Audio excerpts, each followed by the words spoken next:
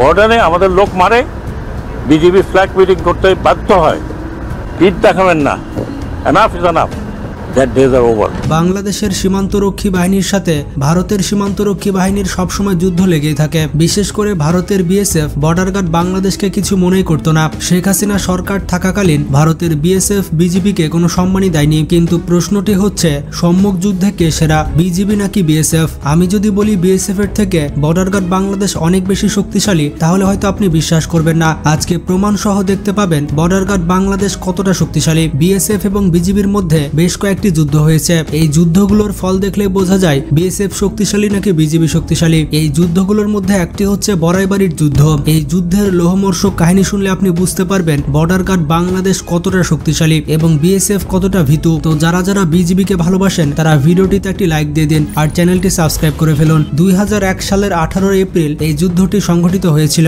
এই সময় কুড়িগ্রামের বড়াইবাড়ি সীমান্ত দিয়ে রাতের আধারে বাংলাদেশে ঢুকে পড়ল ভারতের সীমান্তরক্ষী বাহিনী বিএসএফ। এই দলটির ভয়ানক উদ্দেশ্য ছিল, কয়েকদিন ধরে উত্তেজনা চলছে সীমান্তে। এই ছোট লোক বাংলাদেশিদের একটি শিক্ষা না দিলে নয়। পিচ্ছি একটি দেশ হয়ে তারা আবার চোখ রাঙায় কোন সাহসে? বাংলাদেশের এই চোখটা গেলে দিতে হবে, পুড়িয়ে দিতে হবে বাংলাদেশের ঘরবাড়ি, ফেলতে হবে শত শত লাশ, রাতের আধারে জায়গাটিকে শ্মশান বানাতে হবে। কিন্তু বিএসএফ সেনাদের জানা ছিল না কি ভয়ানক পরিণতি অপেক্ষা করছে তাদের জন্য। তারা পরিণতি জানলে কখনোই বাংলাদেশের মধ্যে পা বাড়ানোর সাহস করত না। এই ঘটনাটি ঘটেছিল আজ থেকে প্রায় 23 বছর আগে। কুড়িগ্রামের রৌমারিতে মুখোমুখি যুদ্ধ হয়েছিল বিএসএফ এবং বিজিবির মধ্যে। বিনা উস্কানিতে ভারতীয় সীমান্তরক্ষী বাহিনীরা বাংলাদেশে ঢুকে আক্রমণ করেছিল আর তার সঠিক জবাব দিয়েছিল বিডিআর। 300 জন বিএসএফ কে রুখে দিয়েছিল মাত্র 11 জন সাহসী বিজিবির সৈনিক। আর বিজিবিকে সাহায্য করেছিল স্থানীয় এলাকাবাসী। অফিসার সহ মোট 16 জন সেনার লাশ ফেলে সেদিন ভারতে লেজ গুটিয়ে পালিয়েছিল বিএসএফ। রচিত হয়েছিল বিডিআর এর বীরত্বে গাথা ইতিহাস।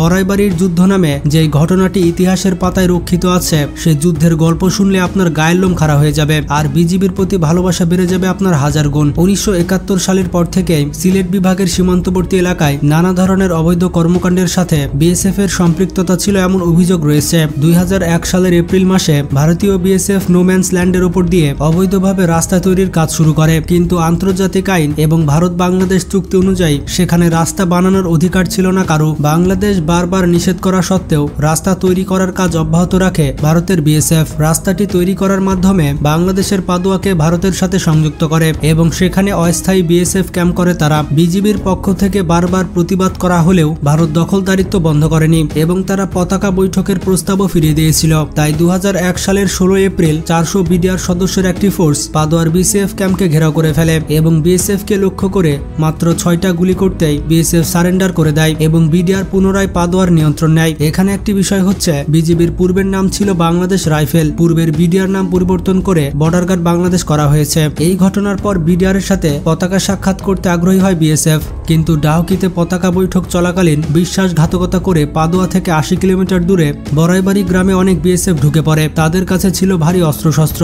এমনিও বড়াইবাড়ি গ্রামের মাইনকাচর এলাকায় সীমান্তে ঘেঁষা 226 একর জমি নিয়ে ভারতের সাথে দীর্ঘদিনের বিরোধ ছিল বাংলাদেশের। বেশ কয়েকবার এই জায়গাটিকে ভারত নিজেদের বলে দাবি করেছে। তাই পাদুয়াতে বিডিআর এর কাছে বাধা পেয়ে বিএসএফ চিন্তা করেছিল এই জায়গাটি দখল করার। ঘটনার সময় ভারতের মাইনকাচর সীমান্তে এপারে বিডিআর ক্যাম্পে ডিউটিতে ছিলেন মাত্র 11 জন বিডিআর সৈনিক। তারা ছিলেন লাইফ সুবেদার আব্দুল্লাহ, হাবিলদার নজরুল ইসলাম, ল্যান্স নায়ক ফজলুল হক, ল্যান্স নায়ক ওয়াহিদুজ্জামান, সিপাহী মোয়াজ্জেম হোসেন, ইদ্রিস আলী আব্দুল হামিদ, লিটন মিয়া বদরুজ্জামান, নায়ক জালালউদ্দিন মিয়া এবং সিপাহী ইসাক। এই 11 জনের মধ্যে রাতের বেলায় 4 জন পাহারা দিচ্ছিল। ভোর 4টার দিকে গ্রামের এক তরুণ বিডিআর ক্যাম্পে খবর নিয়ে আসে ভারতীয় সীমান্তে কাঁটাতারের বেড়া অতিক্রম করে শত শত বিএসএফ সদস্য বাংলাদেশে ঢুকে পড়েছে।